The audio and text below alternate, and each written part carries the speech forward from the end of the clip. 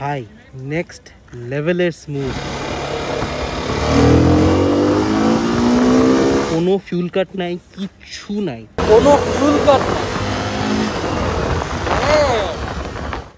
থ্রোটলটা একেবারে পুরা মাখনের মতো আগে।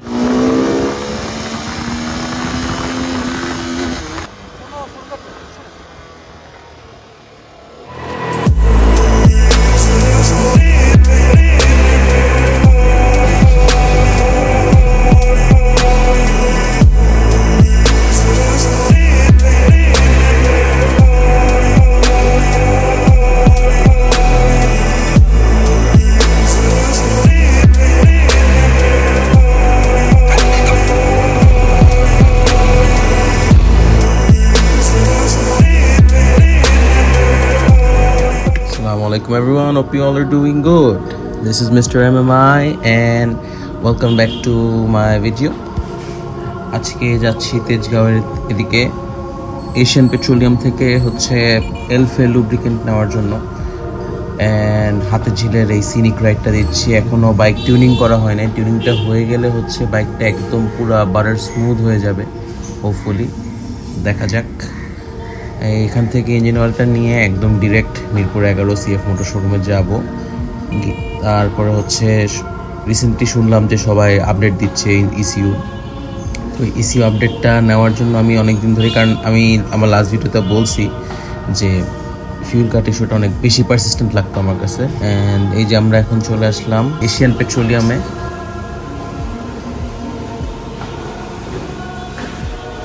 আমরা এখন আসছি জাপান পার্টসে এলফে লুব্রিকেন্টস নিতে। আমরা এখন জাপান পার্টসে আছি। এখানে ওদের ইয়ামালুবের আইডেমিৎসু বোটল ইয়ামালুব সবগুলোই আছে, যে ওদের এলফে লুব্রিকেন্টসগুলো। তারপর এখানে এমটি হেলমেটস আছে।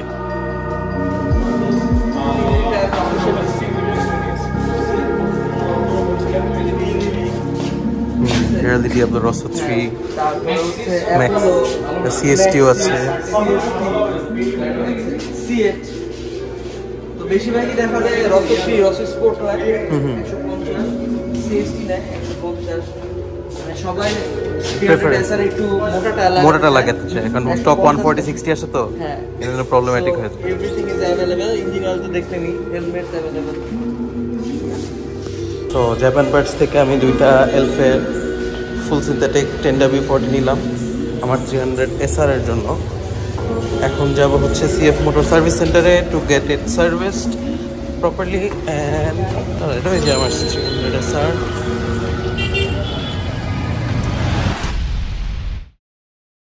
সো অলমোস্ট এই যে 10 নম্বরের পার হয়ে সিএফ মোটর শোরুমে। আজকে হোপফুলি সিরিয়াল পাই, কারণ মানুষ যেভাবে মানুষ যেভাবে সার্ভিসিং করাইতেছে আর হচ্ছে আপডেটটা নেওয়াচ্ছে, সিরিয়াল পাওয়াটাই এখন খুবই টাফ। আমি তো দেখলাম রিসেন্টলি হচ্ছে প্রচণ্ড ভিড় যাচ্ছে সিএফ মোটর শোরুমে, কারণ হচ্ছে এত মানুষ সেখানে, কি যে একটা অবস্থা। চলে আসছি অলমোস্ট 11 নম্বর বাজার শেষ মাথায়। হাই রে অটোরিকশা, এত অটোরিকশার জ্বালা আর কি বাঁচা যায় ঢাকা শহরে, মানে মুভ করাই পুরো আনবিয়ারেবল হয়ে গেছে। আমরা ড্রাইভিং লাইসেন্স নিয়ে হচ্ছে আমরা অবৈধ, আর যারা অটোরিকশা চালায় বাস চালায় তারাই মেইন বৈধ। এই সিএফ মোটর শোরুমে ঢুকতে গেলে যে এই কি একটা প্যারা খাইতে হয় প্রতিবারে, যে বাসগুলো এখানে বাস স্ট্যান্ডের মতো যাইতে থাকে, অনেক কষ্ট করে তারপর হচ্ছে এই রাস্তায় ঢুকতে পারি। এনিওয়েজ,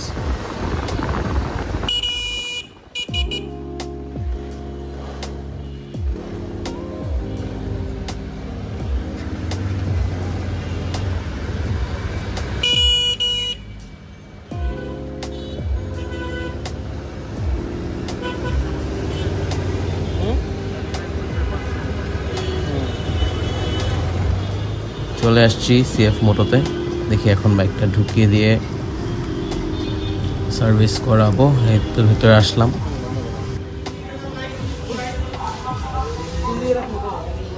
এখন আমরা সিএফ মোটো কেয়ারের সামনে আছি, অ্যান্ড আমি আজকে একটা 250 SR ডেলিভারি যাচ্ছে এখানে। আর এই যে আমার বাইকটা উঠানো হয়েছে সার্ভিসিংয়ের জন্য। দেখি আজকে কি খেলা হয়। আর এই যে আমার ইঞ্জিন অয়েল এখন ড্রেন দেওয়া হবে।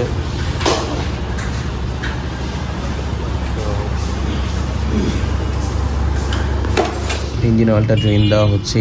সিএফ মোটর একটা মজা জিনিস খেয়াল করলাম, সেটা হচ্ছে ড্রেন নাটটা হচ্ছে লেফট সাইডে।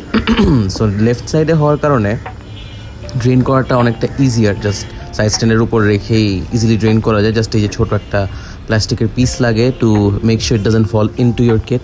আর হচ্ছে ব্রেক শুজগুলো আমি খুলে রাব করাই নিচ্ছি, কারণ হচ্ছে আমি খেয়াল করছি ব্রেক শুজগুলো গ্লেজড হয়ে গেছে। এই যে আমাদের সুমন ভাই এখন মোস্ট লাইকলি আমার ইস্যু আপডেট দিবে। ইসিউ আপডেটটা এখানে ওনারা ওবিডি ডিভাইস দিয়ে কানেক্ট করে দেয়। ওবিডি ডিভাইস দিয়ে কানেক্ট করে ওনাদের যে মেইন অফিস থাকে, অফিস থেকে ট্যাবলেটে হচ্ছে গিয়ে দিয়ে দেওয়া হয়।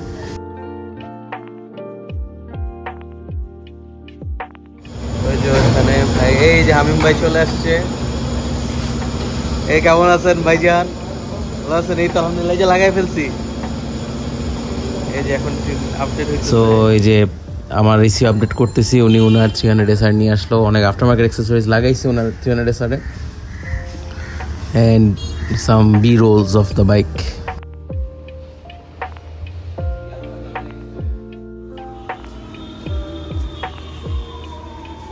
এই যে আমার এলফের লুব্রিকেন্টটা দেওয়া হচ্ছে ইঞ্জিনের মধ্যে, আর এই যে নতুন ইঞ্জিন অয়েল ফিল্টার। এই অয়েল ফিল্টারটাকে প্রিফিল করে নিচ্ছে উনি, which is a very good decision, কারণ আমিও প্রিফিলের প্রতি করি। কারণ দেখা যায় ফিল হয়ে মানে ফিল্টারটা সোক হতে যত টাইম লাগবে, ওই টাইমটাতে ইঞ্জিনে অনেক সময় মানে ইঞ্জিন অয়েলটা নাও যেতে পারে। না গেলে কি হতে পারে, না গেলে কি হয় জিনিসটা হচ্ছে, এরকম সিচুয়েশন যদি ইঞ্জিন অয়েল ঠিক মতো না যায়, তাহলে হচ্ছে গিয়ে দেখা যায় হেডে প্রবলেম করে, বা হচ্ছে আপনার রোলারে প্রবলেম করতে পারে, অনেক কিছুতেই প্রবলেম হতে পারে। So to be on the safe side, engine oil ফিল্টারটা প্রিফিল করাটাই বেস্ট। এই যে এখন লাগানো শেষ, এখন হচ্ছে যে এখানে 1 লিটার ফুল ঢেলে দিবে, আর হচ্ছে আরেকটা এক্সট্রা ক্যানিস্টার যেটা আছে আমার, ওটা থেকে হচ্ছে 400 মিলিলিটার্স নিয়ে নিবে, যেটা হচ্ছে আর 600 ml থাকবে। ওটা নেক্সট টাইম হচ্ছে আবার 400 মিলিলিটার্স আরেকটা ইঞ্জিন অয়েল কিনলে তখন ড্রেনের সময় দিতে হবে। Here's the second one. এই যে এটা এখন খুলে is pouring it in the jug. এই জাগের মধ্যে হচ্ছে হিজ গানা মেজার ইট, যে 1.4 লিটার যাতে টোটালি হয়। বেশি হলে কম হলেও প্রবলেম অতটা হয় না, মনে করেন 1.3 লিটার্স হলে অতটা ঝামেলা না, 1.5 লিটার্স হলে একটু বেশি হয়, কারণ কম্প্রেশনটা ঝামেলা করে। এই যে এখানে উনি বটলের গায়েও দেখে নিচ্ছে যে কতটুকু আছে, and he is pouring it in. Side ফেয়ারিংটা হচ্ছে যেটা দিয়ে হচ্ছে এই ইঞ্জিন অয়েল না ক্যাপটা কভার করা থাকে, সেটা হচ্ছে আবার রিঅ্যাসেম্বল করা হচ্ছে। অ্যান্ড এখন এয়ার ফিল্টারটা ক্লিন করা হবে। এয়ার ফিল্টারটা ক্লিন করে আর থ্রটলের ফ্রি প্লেট একটা অ্যাডজাস্ট করে দেওয়া হবে। থ্রটলের টিউবটা হচ্ছে লুপ করে দিচ্ছে এখানে। আর বাইকটা খুবই ডার্টি হয়ে আছে, অ্যান্ড এখানে give it a wash after it's all done. এলফের এই লুব্রিকেন্টটা আমি দেখতেছি মানুষজন অনেকে রেকমেন্ড করতেছে সিএফ মোটর জন্য, উইচ ইজ আমি নিজেও জানতাম না যেটা CF motor recommended engine oil. আমার এয়ার ফিল্টারটা ক্লিয়ার করা হয়েছে, টিউনিং করা হয়েছে, থ্রটলস আর গ্রিপগুলো হচ্ছে কি একটু অ্যাডজাস্ট করছে। এখন মোস্ট লাইকলি ট্যাঙ্কটা খুলে ট্যাঙ্কটা হচ্ছে সার্ভিসিং করবে, অ্যান্ড তারপরে হচ্ছে অলমোস্ট কমপ্লিট। ইঞ্জিন অয়েল দেওয়া হয়ে গেছে আমার। আমি দিছি হচ্ছে এই যে এলফের মোটো4 রেস 10W40, এটা নতুন আসছে দেখলাম, এশিয়ান পেট্রোলিয়াম ইম্পোর্ট করে। তো দিয়ে দেখি কেমন চলে। আর আমার কুলেন্টটা একটু লো ছিল, সেটা হচ্ছে গিয়ে টপ আপ করা হয়েছে টেম্পোরারি। আরেকটা চালাই দেখি, এই ইঞ্জিন অয়েলটা শেষ হলে পরে যায় হচ্ছে কি আমি আরেকবার প্রপার একটা প্লাস দিব। 2 hours later. সো আমার বাইকের সার্ভিসিং ডান, সবগুলো সার্ভিসিং যা যা করানোর ইস্যু আপডেট দিলাম, কোনো ফিউল প্যাক নাই, কিচ্ছু নাই, লিটারেলি স্মুথ অ্যাজ বাটার। একটা এখানে এখন আপডেট করতেছে, কমপ্লিট যে এখন আইডল রাখবেন, যে স্মুথলি ধরে রাখবেন, আগে ধরে রাখবেন না, বাইকও হচ্ছে আগের থেকে অনেকটা স্মুথ হয়ে গেছে। তো এই ইস্যু আপডেট ইজ হোয়াটসঅ্যাপ, আর দেখা যাক, চালাই দেখি। এখন আমি ফাইনালি বের করে তারপরে হচ্ছে প্রপার একটা টেস্ট রাইড দিতে পারবো। এখন আবার হচ্ছে নামাজের টাইম হয়ে যাচ্ছে অলমোস্ট, সো বের হওয়ার প্রিপারেশন নেই। এখন বের হয়ে গেলাম, রাস্তার মধ্যে প্রচুর গাড়ি। দেখি ভাই কোনো ফিউল কাট নাই, লিটারেলি এত স্মুথ কিভাবে হয়, ড্যাম। অন্য সময় এরকম আরপিএমে থাকলে থার্ড গিয়ারে ফিউল কাট করতে করতে মনে করেন দুনিয়াদারি উদ্ধার করে ফেলতো, বাট এখন লিটারেলি এই যে একটা হালকা পুল দিলাম, কোনো ফিউল কাট নাই। ও রেভ ম্যাচ ডাউনশিফটগুলো স্মুথ, ড্যাম। অ্যান্ড রিক্সা আল্লাহ, এই রিক্সাগুলাকে উঠায় নাও তুমি, আর ভাল লাগে না। সামনে জ্যাম। আচ্ছা, 10-এর সিগন্যালটা পার হয়ে পরে হচ্ছে I'll continue this video.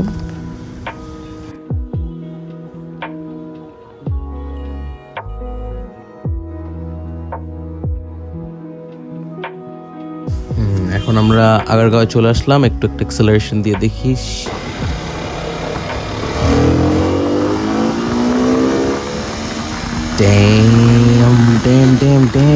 কোনো ফিউল কাট নাই, কিচ্ছু নাই ভাই। এত স্মুথ কেমনে, পুরো ফিউল কাট গন। ইনিশিয়াল পাওয়ারটা একটু কমছে টের পাচ্ছি, বাট হচ্ছে ইনিশিয়াল মানে টর্কটা কমছে, বাট হচ্ছে যে শিফট করে এত মজা লাগতেছে, বাইকটা পুরো স্মুথ হয়ে গেছে। Damn. Let's do a cluster shift. 3rd, 4th, 5th, and here we go. এখন হচ্ছে rev measure 4th, 3rd, 2nd. পুরা বাটার স্মুথ। আচ্ছা, একটু রং সাইড মারা লাগবে, না হলে হচ্ছে পুরোটা ঘুরে আসা লাগে। রাস্তা খালি খালি, হ্যাঁ খালি আছে। আচ্ছা, এই রাস্তাটায় যাই, তারপরে হচ্ছে প্রপার একটা টান দিই। এখন এই টান, and here we go. এখানে ক্লাচের শিফটগুলো ট্রাই করে দেখি আবার। ড্যাম ভাই, এত স্মুথ বাইকটা হয়েছে, শিট, বাইকটা পারফেক্ট হয়ে গেছে। Thank you so much CF Moto for providing this update so quickly. ভাই লেজিট আমি এই পর্যন্ত কোনো ব্র্যান্ড দেখিনি যারা হচ্ছে এত কুইকলি কাস্টমার স্যাটিসফ্যাকশনের জন্য কাজ করে যাচ্ছে। আমি নিজে সারপ্রাইজ না হয়ে পারতেছি না, আমার এত ভালো লাগছে। I guess other brands should learn from CF Moto, and to CF Moto, you guys are out there to rock the world. Hats off. Hats off. আর কিছু বলার নেই আমার, like I'm literally speechless. Like damn.